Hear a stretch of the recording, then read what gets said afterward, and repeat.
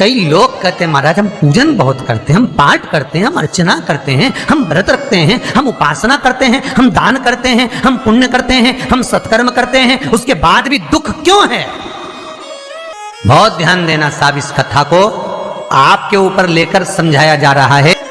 आपके पेट में दर्द हुआ, मान लो आपके सिर में दर्द हुआ, अब सिर में दर्द हुआ तो आपने गोली तो खाई, एनासिन भी खाई, क्रोसिन भी खाई, डिस्प्रिन भी खाई, कॉम्बिफ्लिन भी खाई, ना जाने कहां की गोलियां खा गए, सिर में दर्द था और 4-5 तरह की गोली खा गए।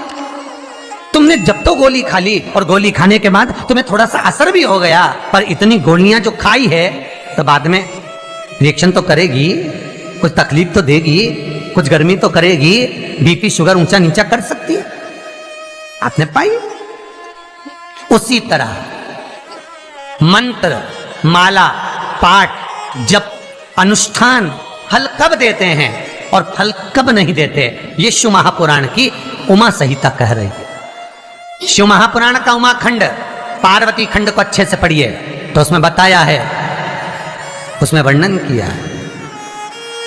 हम पाठ करने बैठे, इतनी बड़ी पोथी लेके लोग बैठ जाते हैं, पहले राम रक्षा स्तोत्र पढ़ लिए, फिर ये पढ़ लिए, गीता जी का अध्याय पढ़ लिया, ये पढ़ लिया, ये चालीसा, दुर्गा चालीसा, शिव चालीसा, तांडव, ये मंत्र जप लो, वो मंत्र जप लो, फिर कोई महाराज बता गया वो मंत्र जप लो, फिर कोई महाराज बता गया वो मंत्र जप लो, ये वाला देवता ला के अलमारी में रख लो। इतनी बड़ी पूजन की अलमारी, बस इतनी बड़ी, ज्यादा से ज्यादा होगी तो इतना बड़ा पूजन का घर, कमरा, उसमें इतना सारा देवता।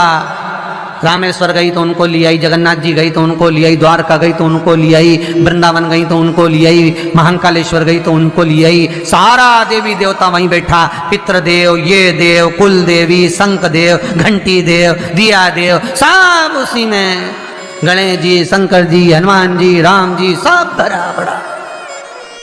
और पूजन करने सुबह से आई, सुबह से इतनी सी शक्कर लाई कटोरी में, इतनी सी शक्कर कटोरी में, भगवान को नहला धुला के कटोरी धर दी। इतनी बड़ी अलमारी में सारा देवता ऐसा कसा कसाया बैठा है, सारा देवता। और तीर्थ करने फिर गई तो गणेश जी शंकर भगवान से बोले, पिताजी फिर जा रही है। शंकर भगवान बोले, बेटा खसक के बैठो, फिर पकड़ के लाएगी किसी को। खसक के बैठी, फिर लाएगी किसी, फिर ले आई, फिर रख दिया। पूजन करने आई, कलश रख दिया, मंदिर में ढुल गया, भगवान पूरा गीला हो गया।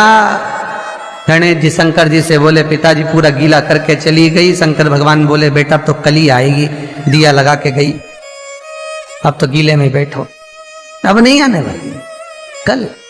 राम रक्षा स्तोत्र का पाठ करो तो पहले हनुमान चालीसा पढ़ो, फिर राम रक्षा स्तोत्र करो।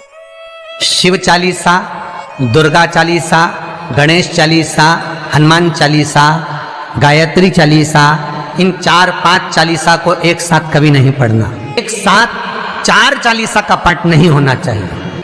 कोई वस्तु, कोई भोजन आप बनाकर लेकर गए हो, कोई पकवान आप बनाकर लेकर गए हो, कोई फल लेकर गए हो, यदि शिवलिंग पर वो पकवान, वो मिठाई, वो फल टच हो गया तो वो खाने के योग्य नहीं रहता। वो घर पर लेकर मत आना, मंदिर में ही छोड़कर। यदि भोजन, पकवान, मिठाई, शिवलिंग यहां पर है और भोजन का भोग तुमने इतनी दूर से लगाया है, फल इतनी दूर रखा है, वो शिवलिंग पर टच नहीं करा गया है, तो उस प्रसाद को, उस फल को आप पा सकते हो, उसको खा सकते हो। पर जो शिवलिंग पर टच हो गया, फिर वो केवल नंदी, श्रृंगी, भृंगी, प्रेतों का, भूतों का, आहूतों का भाग होता है। प्रेत, भूत, आहूतों का भाग, वो फिर खाने योग्य नहीं है। हाँ, यदि नर्मदेश्वर महादेव हैं, नर्मदा जी के जल से कोई शिवलिंग प्रकट हुआ है, नर्मदा जी के जल से, कोई कंकर से, नर्मदा के जल से अगर कोई शिवलिंग प्रकट हुआ है, उस शिवलिंग की स्थापना कहीं पर है या आपके घर में है, तो उसको कुछ भी टच हो जाए वो पा सकते हो, पर बाकी के शिवलिंग को स्पर्श किया हुआ नहीं पा सकते। केवल एक नर्मदेश्वर महादेव नर्मदा के जल से प्रकट हुए।